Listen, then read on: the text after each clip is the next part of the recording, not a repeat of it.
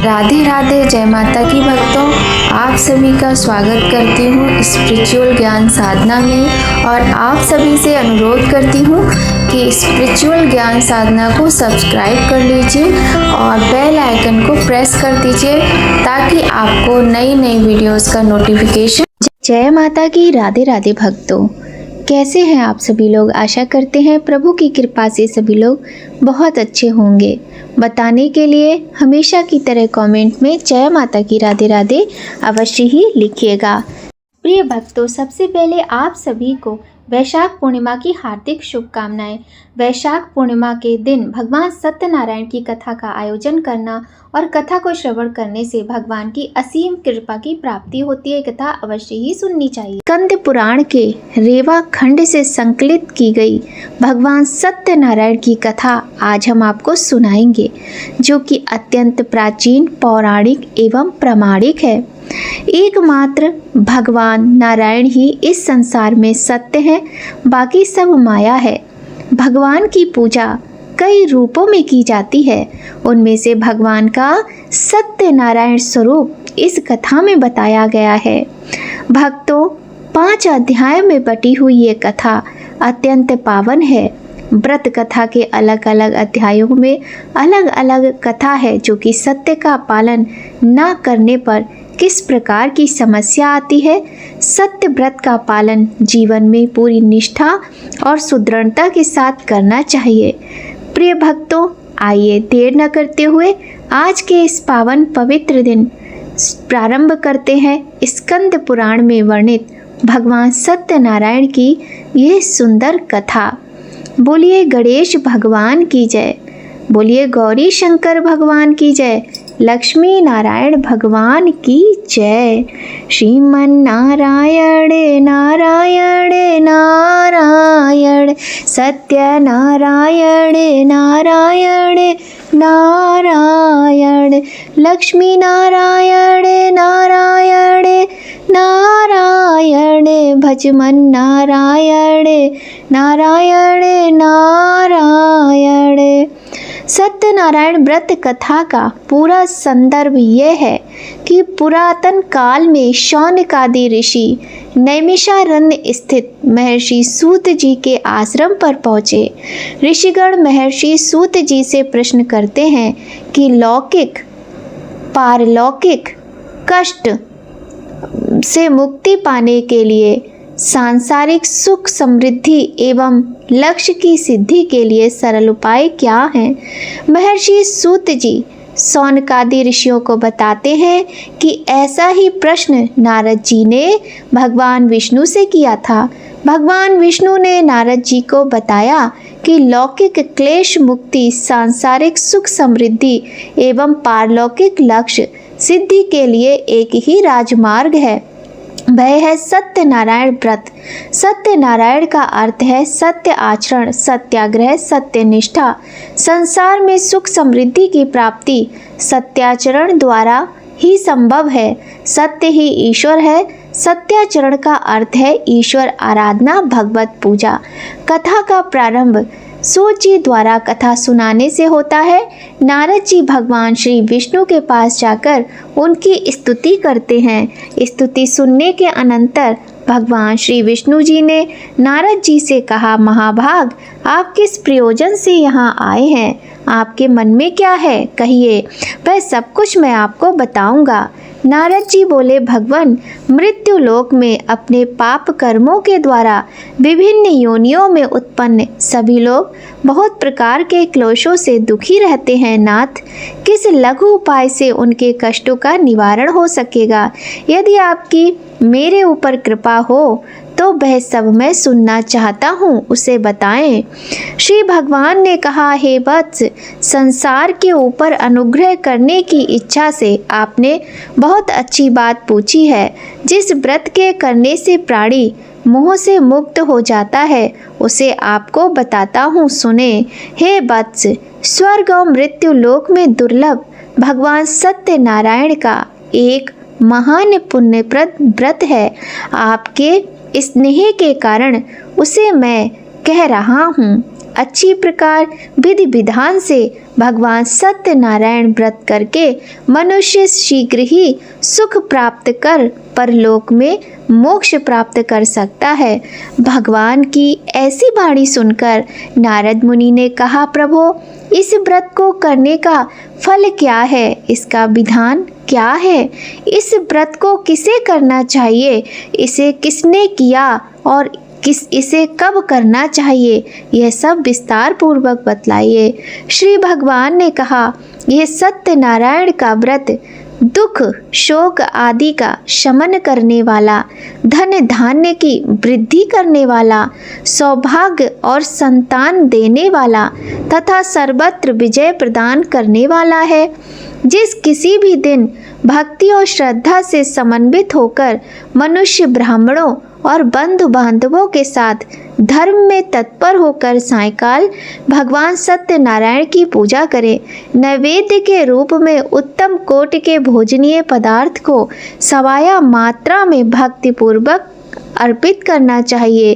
केले के फल, घी, दूध, गेहूं का चूर्ण अथवा गेहूं के चूर्ण के अभाव में साठी के चावल का चूर्ण, शक्कर या गुड़, यह सब भक्ष्य सामग्री सवाया मात्रा में एकत्र कर निवेदित करनी चाहिए। बंधु बांधवों के साथ श्री सत्यनारायण भगवान की कथा सुनकर दक्षिणा देनी चाहिए। तदनंतर बंधु बांधवों के साथ भोजन करना चाहिए। भक्ति पूर्वक प्रसाद ग्रहण करके नृत्य गीत आदि का आयोजन करना चाहिए। तदनंतर भगवान सत्यनारायण का स्मरण करते हुए अपने घर जाना चाहिए। ऐसा करने से मनुष्यों की अभिलाषा अवश्य पूर्ण होती है। विशेष रूप से कलयुग में पृथ्वी लोक में यह सबसे छोटा सा उपाय है। श्री सत्यनारायण व्रत की कथा का प्रथम अध्याय संपूर्ण हुआ। बोलिए सत्यनारायण भगवान की जय। लक्ष्मी नारायण भगवान की जय।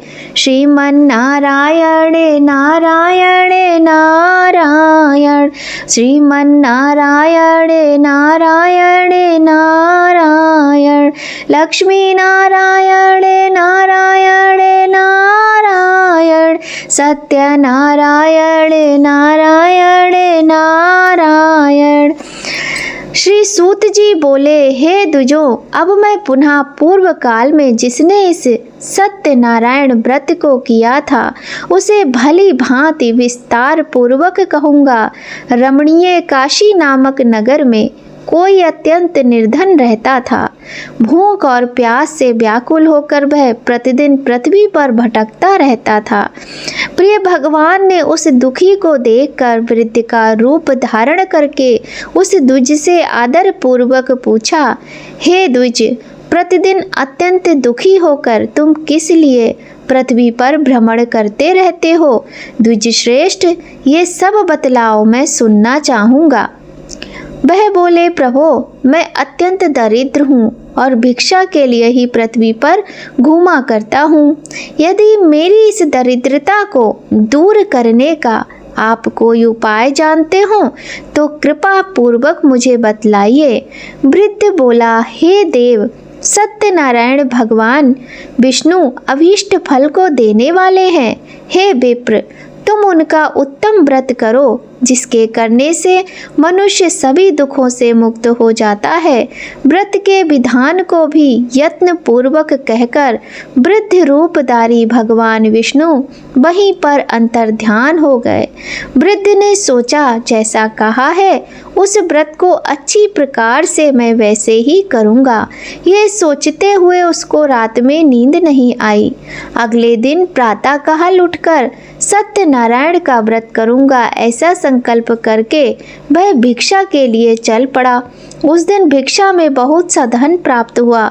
उसी धन से उसने बंधु बांधवों के साथ भगवान सत्यनारायण का व्रत किया।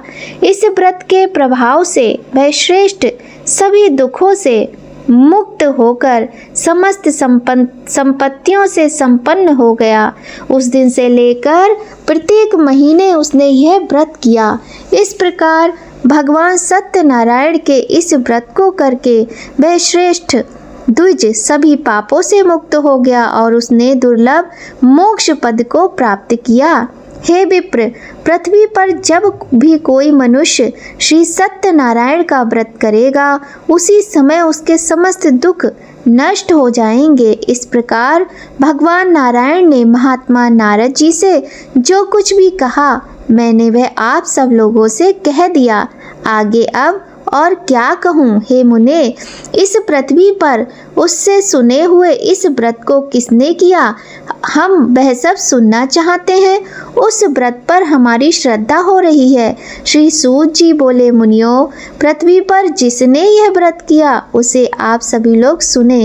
एक बार वह द्विज श्रेष्ठ अपनी धन संपत्ति के अनुसार बंधु बांधवों तथा परिवार जनों के साथ व्रत करने के लिए उद्यत हुआ। इसी बीच एक लकड़हारा वहां आया और लकड़ी बाहर रखकर ब्राह्मण के घर गया।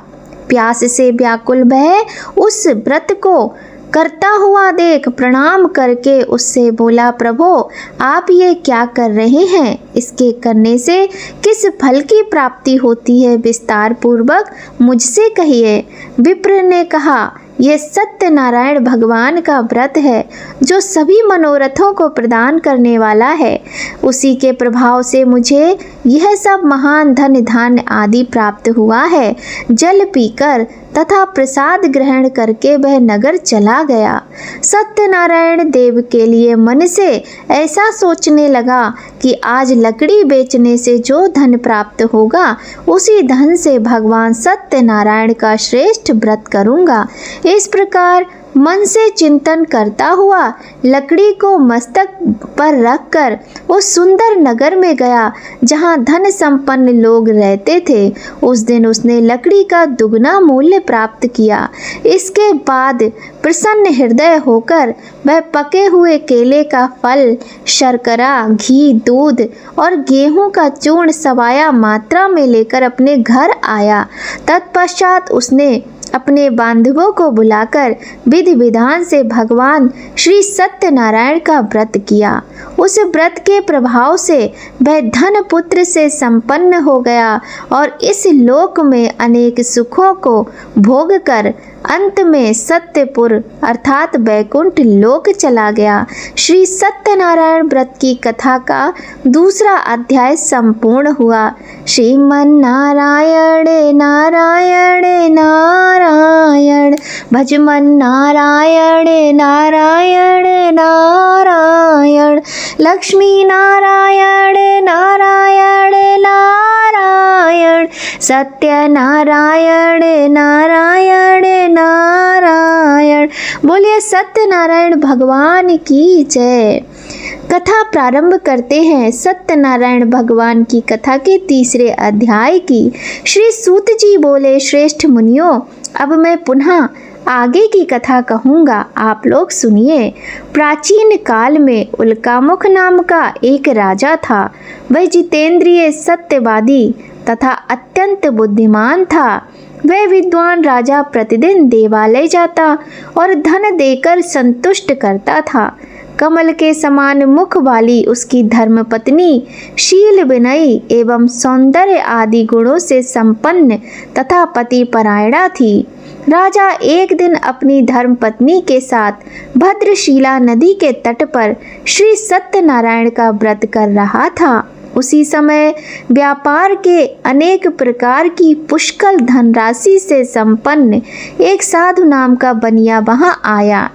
भद्रशिला नदी के तट पर नाव को स्थापित कर वह राजा के समीप गया और राजा को उस व्रत में दीक्षित देखकर विनय पूर्वक पूछने लगा। साधु ने कहा, राजन, आप भक्ति युक्त चित्त से यह क्या कर रहे हैं? कृपया वह सब मुझे बताइए, इस समय मैं सुनना चाहता हूँ। राजा बोले, हे साधो, पुत्र आदि की प्राप्ति की कामना से अपने बंधु बांधवों के साथ मैं अतुल तेज संपन्न भगवान विष्णु का व्रत एवं पूजन कर रहा हूँ।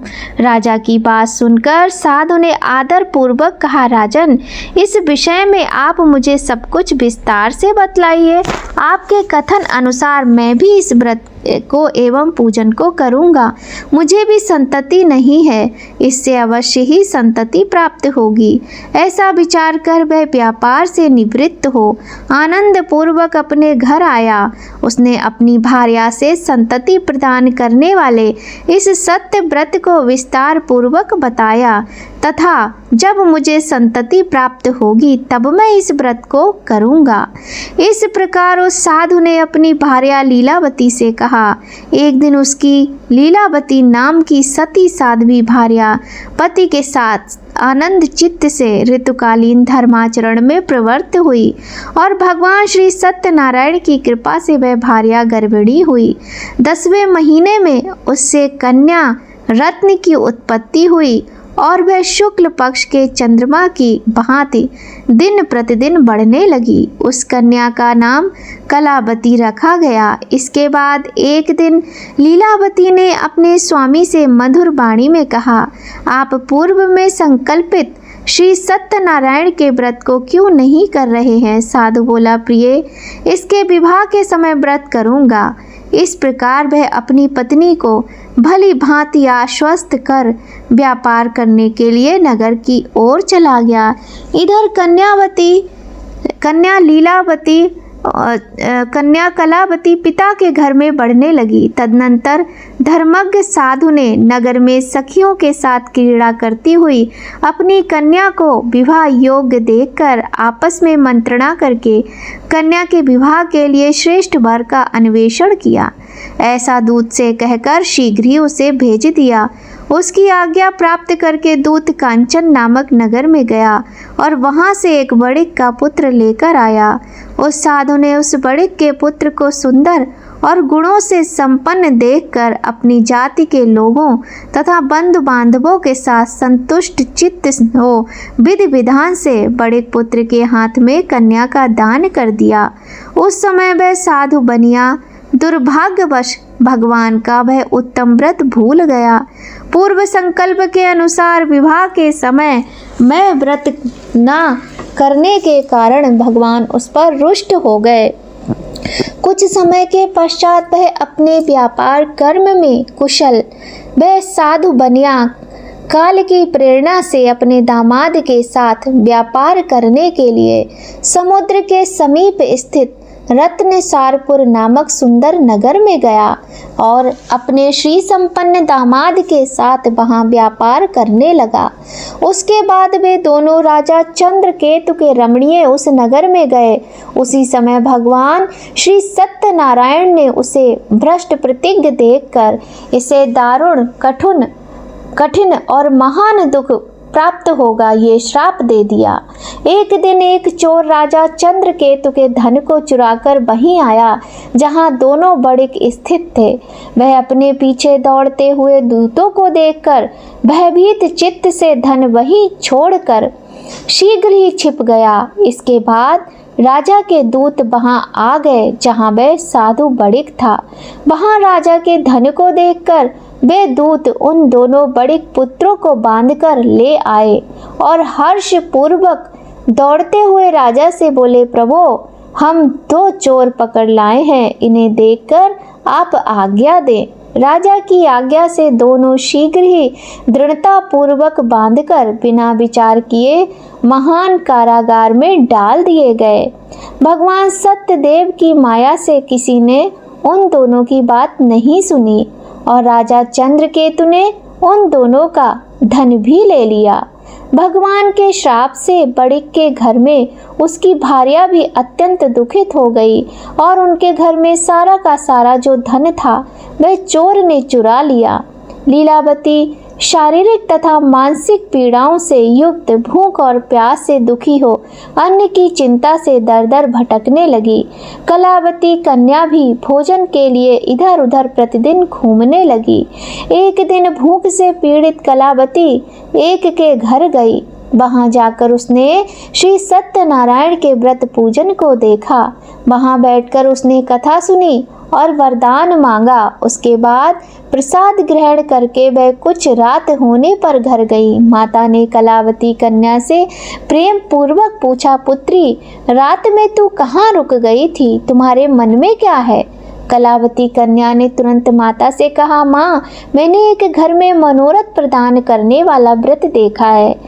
कन्या की इस बात को सुनकर वह बड़ी की भार्या व्रत करने को उद्यत हुई और प्रसन्न मन से उस साध्वी ने बंधु बांधवों के साथ भगवान श्री सत्यनारायण का व्रत किया तथा इस प्रकार प्रार्थना की, भगवान, आप हमारे पति एवं जामाता के अपराध को क्षमा करें, वे दोनों जल्द वापस आ जाएं।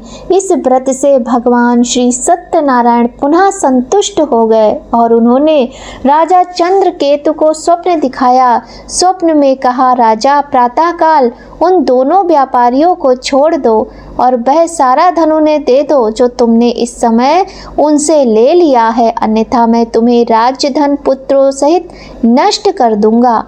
राजा से स्वप्न में ऐसा कहकर भगवान सत्यनारायण अंतर ध्यान हो गए। इसके बाद प्रातःकाल राजा ने अपने सभासदों के साथ सभा में बैठकर अपना स्वप्न लोगों को बताया और कहा, दोनों बंदी बड़िक पुत्रों को शीघ्र ही मुक्त कर दो।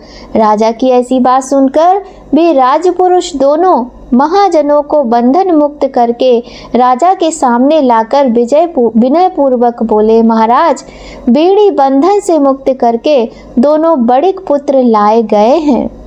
इसके बाद दोनों महाजन नृपश्रेष्ठ चंद्रकेतु को प्रणाम करके अपने पूर्व वृतांत का स्मरण करते हुए भय विह्वल हो गए और कुछ बोल न सके। राजा ने बड़े पुत्रों को देखकर आदर पूर्वक कहा, आप लोगों को प्रारब्धवश ये महान कष्ट प्राप्त हुआ है, इस समय अब कोई भय नहीं है। ऐसा कहकर उनकी बेड़ी खुलवाकर शौर कर्म आदि कराया। राजा ने वस्त्र अलंकार देकर उन दोनों बड़े पुत्रों को संतुष्ट किया तथा सामने बुलाकर बाड़ी द्वारा अत्यधिक आनंदित किया। पहले जो धन लिया था उसे दूना करके दिया। उसके बाद राजा ने पुनः उनसे कहा, साधो, अब आप अपने घर को जाएं। राजा को प्रणाम करके आपकी कृपा से हम जा रहे हैं। ऐसा कहकर उन दोनों महावैश्यों ने अपने घर की ओर प्रस्थान किया। श्री सत्यनारायण व्रत की कथा का तीसरा अध्याय संपन्न हुआ। बोलिए श्री सत्यनारायण भगवान की जय। श्रीमन नारायण नारायण नारायण, लक्ष्मी नारायण नारायण नारायण, सत्यनारायण नारायण नारायण, भजमन नारायण नारायण नारायण। बोलिए श्री सत्यनारायण भगवान की जय। बोलिए लक्ष्मी नारायण भगवान की जय। सत्यनारायण व्रत की कथा का चौथा अध्याय। श्री सूत जी बोले, साधु बनिया मंगलाचरण कर और ब्राह्मणों को धन देकर अपने नगर के लिए चल पड़ा। साधु के कुछ दूर जाने पर भगवान श्री सत्यनारायण की उसकी सत्यता की परीक्षा के विषय में जिज्ञासा हुई। साधो, तुम्हारी नाव में क्या है? तब धन के मद में चूर दोनों महाजनों ने अवहेलना पूर्वक हंसते हुए कहा, दंडे, क्यों पूछ रहे हो? क्या कुछ द्रव्य लेने की इच्छा है? हमारी नाव में तो लता और पत्ते आदि भरे हैं। ऐसी निष्ठुर वाणी सुनकर तुम्हारी बात सच हो जाए। ऐसा कहकर दंडी सन्यासी का रूप धारण किए हुए भगवान कुछ दूर जाकर समुद्र के समीप बैठ गए। दंडी के चले जाने पर नित्य क्रिया करने के पश्चात उतराई हुई अर्थात जल में ऊपर की ओर उठी हुई नौका को देखकर साधु अत्यंत आश्चर्य में पड़ गया और नाव में लता और पत्ते आदि देखकर मूर्छित हो पृथ्वी पर गिर पड़ा। सचेत होने पर बड़े पुत्र चिंतित हो गया। तब उसके दामाद ने इस प्रकार कहा, आप शोक क्यों करते हैं? दंडी ने शाप दे दिया है। इस स्थिति में वे ही चाहें तो सब कुछ कर सकते हैं, इसमें संशय नहीं। अतः इन्हीं की शरण में हम चले, वही मन की इच्छा पूर्ण होगी। दामाद की बात सुनकर वह साधु बनिया उन्हीं के पास गया और वहां दंडी को देखकर उसने भक्ति पूर्वक उन्हें प्रणाम किया तथा आदर पूर्वक कहने लगा, आपके सम्मुख मैंने जो कुछ कहा है असत्य भाषण रूप अपराध किया है, आप मेरे उस अपराध को क्षमा करें। ऐसा कहकर बारंबार प्रणाम करके वह महान शोक से आकुल हो गया। दंडी ने उसे रोता हुआ देखकर कहा, हे मूर्ख, रो मत, मेरी बात सुनो। मेरी पूजा से उदासीन होने के कारण तथा मेरी आज्ञा से ही तुमने बारंबार दुख प्राप्त किया है। भगवान की ऐसी बाणी सुनकर वह उनकी स्तुति करने लगा। साधु ने कहा, हे प्रभु, यह आश्चर्य की बात है कि आपकी माया से मोहित होने के कारण ब्रह्मा आदि देवता भी आपके गुणों और रूपों को यथावत रूप से नहीं जान पाते। फिर मैं मूर्ख आपकी माया से मोहित होने के कारण कैसे जान सकता हूँ? आप प्रसन्न हो, मैं अपनी धन संपत्ति के अनुसार आपकी पूजा करूँगा। मैं आपकी शरण में आया हूँ। आप जो मेरी नौका में स्थित धन था, पूरा धन उसकी तथा मेरी रक्षा करें। उस बनिया की भक्ति युक्त बाणी सुनकर भगवान जनार्दन संतुष्ट हो गए। भगवान हरि उसे अभीष्ट वर प्रदान करके वहीं अंतर ध्यान हो गए। उसके बाद वह साधु अपनी नौका में चढ़ा और उस धन धान्य से परिपूर्ण देखकर भगवान सत्यदेव की कृपा से हमारा मनोरथ सफल हो गया। ऐसा कहकर सज्जनों के स्वजनों के साथ उसने भगवान की विधिवत पूजा की। भगवान श्री सत्यनारायण की कृपा से वह आनंद से परिपूर्ण हो गया और नाव को प्रयत्न पूर्वक संभाल कर उसने अपने देश के लिए प्रस्थान किया। साधु बनिया ने अपने दामाद से कहा, वह देखो, मेरी रत्नपुरी नगरी दिखाई दे रही है। इसके बाद उसने अपने धन के रक्षक दूत को अपने आगमन का समाचार देने के लिए अपनी नगरी में भेजा। उसके बाद उस दूत ने नगर में जाकर साधु की भार्या को देख हाथ जोड़कर प्रणाम किया तथा उसकी अभीष्ट बात कही। सेठ जी अपने दामाद तथा बंधु वर्गों के साथ बहुत सारे धन धान्य से संपन्न होकर नगर के निकट पधार गए हैं। दूत के मुख से ये बात सुनकर वह महान आनंद से विह्वल हो गई और उस साध्वी ने श्री सत्यनारायण की पूजा करके अपनी पुत्री से कहा, मैं साधु के दर्शन के लिए जा रही हूँ, तुम शीघ्र आओ। माता का ऐसा वचन सुनकर व्रत को समाप्त करके प्रसाद का परित्याग कर वह कलावती भी अपने पति का दर्शन करने के लिए चल पड़ी। इससे भगवान सत्यनारायण रुष्ट हो गए और उन्होंने उसके पति को नौका को धन के साथ हरण करके जल में डुबो दिया। इसके बाद कलावती कन्या अपने पति को न देख महान शोक से रुदन करती हुई पृथ्वी पर गिर पड़ी। नाव का दर्शन तथा कन्या को अत्यंत दुखी देख भयभीत मन से साधु बनिया ने से सोचा, ये क्या आश्चर्य हो गया। नाव का संचालन करने वाले भी सभी चिंतित हो गए। तदनंतर वह लीलावती भी कन्या को देखकर विह्वल हो गई और अत्यंत दुख से विलाप करती हुई अपने पति से इस प्रकार बोली, अभी अभी नौका के साथ वह कैसे अलक्षित हो गया। न जाने किस देवता की उपेक्षा से वह नौका हरण कर ली गई अथवा श्री सत्यनारायण का महात्म्य कौन जान सकता है। ऐसा कहकर वह स्वजनों के साथ विलाप करने लगी और कलावती कन्या को गोद में लेकर रोने लगी। कलावती कन्या भी अपने पति के नष्ट हो जाने पर दुखी हो गई और पति की पादुका लेकर उनका अनुगमन करने के लिए उसने मन में निश्चय किया। कन्या के इस प्रकार के आचरण को देख भार्या सहित वह धर्मज्ञ साधु बनिया अत्यंत शोक संतप्त हो गया और सोचने लगा, या तो भगवान सत्यनारायण ने ये अपहरण किया है अथवा हम सभी भगवान भगवान सत्यदेव की माया से मोहित हो गए हैं। अपनी धन शक्ति के अनुसार मैं भगवान श्री सत्यनारायण की पूजा करूंगा। सभी को बुलाकर इस प्रकार कहकर उसने अपने मन की इच्छा प्रकट की और बारंबार भगवान सत्यदेव को दंडवत कर प्रणाम किया। इससे दीनों के परिपालक भगवान सत्यदेव प्रसन्न हो गए। भक्त वत्सल भगवान ने कृपा पूर्वक कहा, तुम्हारी कन्या प्रसाद छोड़कर अपने पति को देखने चली आई है। निश्चय ही इसी कारण इसका पति अदृश्य हो गया है। यदि ये घर जाकर प्रसाद ग्रहण करके पुनः आए तो हे साधु बनिया, तुम्हारी पुत्री पति को प्राप्त करेगी, इसमें संशय नहीं है।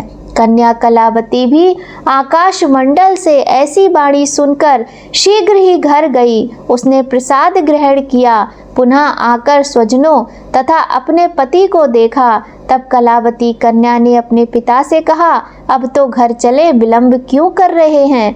कन्या की बात सुनकर बड़े पुत्र संतुष्ट हो गया और विधि विधान से भगवान सत्यनारायण का पूजन करके धन तथा बंधु बांधवों के साथ अपने घर गया।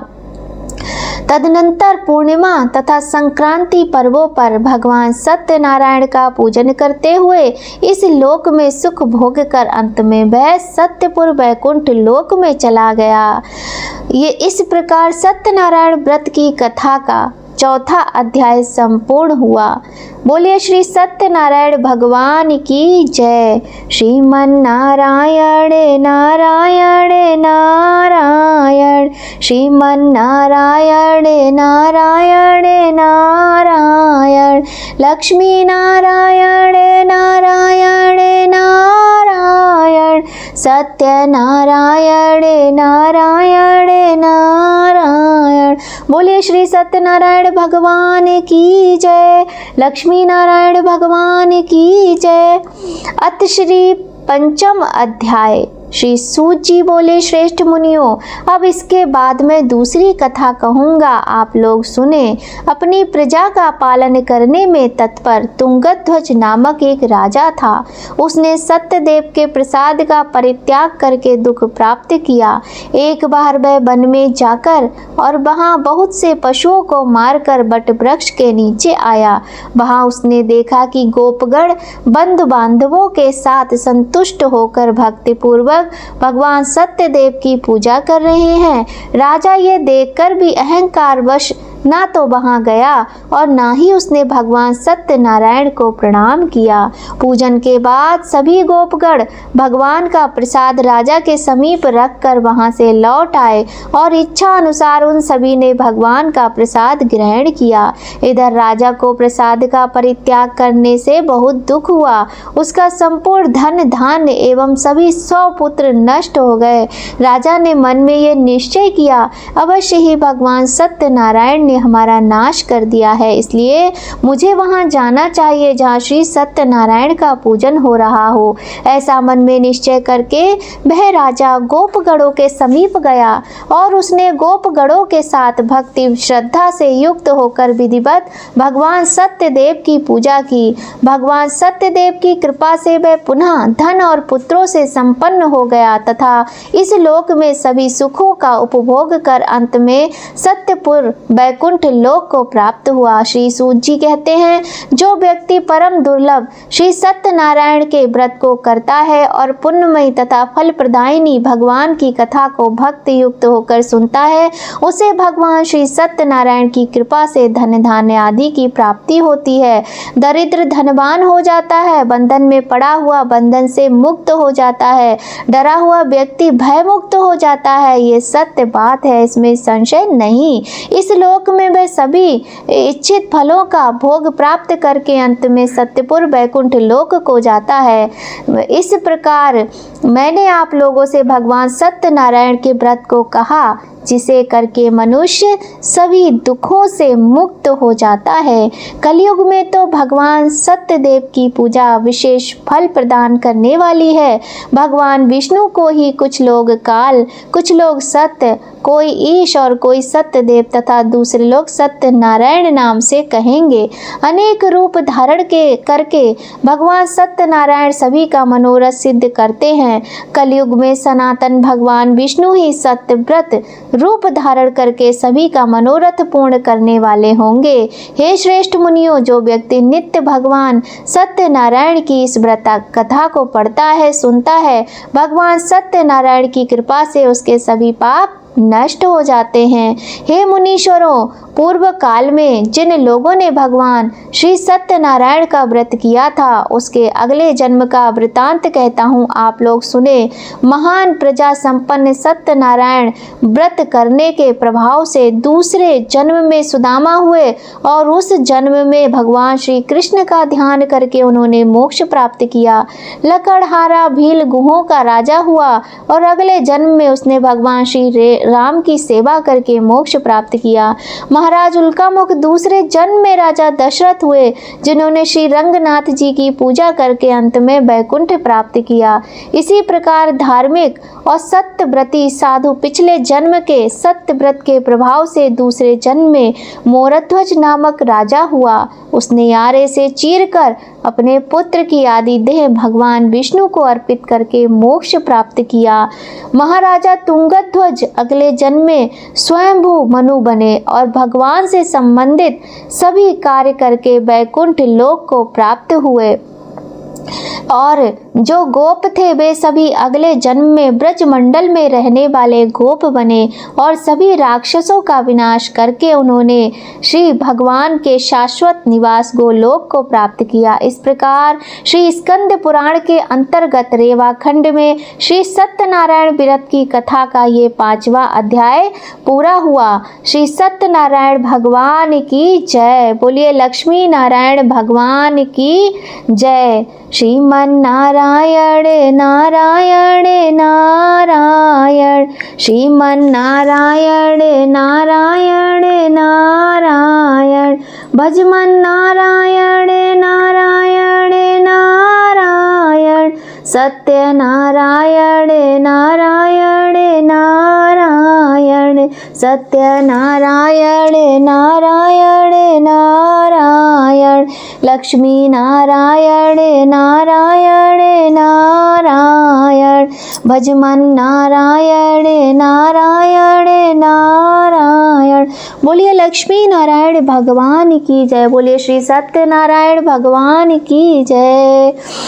जय लक्ष्मी रमणा, श्री जय लक्ष्मी रमणा, सत्यनारायण स्वामी जन पातक हरणा, स्वामी जय लक्ष्मी रमणा, रत्न जड़ित सिंहासन अद्भुत छवि राजे, स्वामी अद्भुत छवि राजे, नारद करत निराजन घंटा ध्वनि बाजे, ओम जय लक्ष्मी रमणा, ना प्रगट भये कलि कारण, द्विज को दर्श दियो, स्वामी द्विज को दर्श दियो, बूढ़े ब्राह्मण बन कर कंचन महल दियो, ओम जय लक्ष्मी रमणा, दुर्बल